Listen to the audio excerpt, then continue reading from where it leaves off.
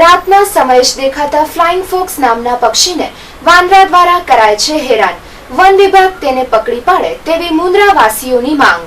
કચ્છ જિલ્લાની વાત કરીએ તો વિવિધતા જોવા મળતી હોય છે તેવું જ કંઈક મુન્દ્રા વિસ્તારમાં જોવા મળેલ, જેમાં અમારી ટીમની એક મુલાકાતમાં એક એવું પક્ષી જોવા મળેલ કે જેને કચ્છી ભાષામાં વડ વાઘોરણ અને અંગ્રેજીમાં ફ્લાઇંગ ફોક્સ કહેવાય છે.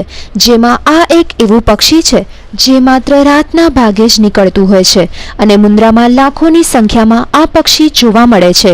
જે પક્ષી જોવા જતા શિયાળ નામના પ્રાણી જેવું લાગે છે. તેમજ આ વિસ્તારમાં હાલ એક વાંદરો જે આ પક્ષીઓને હેરાન કરતો હોય છે, જેના લીધે આ પક્ષીઓને ખલેલ પહોંચે છે. જેથી વન વિભાગે આ વાંદરાને પકડી દેવું જોઈએ, જેથી આ નિશાચર પક્ષીને થોડીક રાહત મળે. તેમજ ભુજના કેરા બળદિયા વિસ્તારમાં પણ આ પક્ષી જોવા મળે છે. કચ્છ જિલ્લાની આપણે વાત કરીએ તો અહીં ઘણું બધું વિવિધતા સફળ જોવા મળે છે.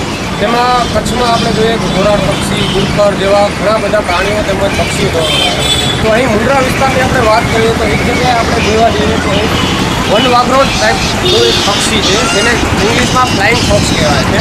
આપ જોઈ શકો છો, કદાચ એવું લાગે કે અહીં ખૂબ કાળા ઢબલા લખેલા છે, પરંતુ હકીકતમાં આ એક પક્ષી છે જે દરરોજ સાંજના ઉડતું હોય છે. આપ જુઓ તો કચ્છમાં ઘણું બધું એવું આપણને જોવા મળે છે જે વિદેશની પ્રજાને આકર્ષી શકે છે.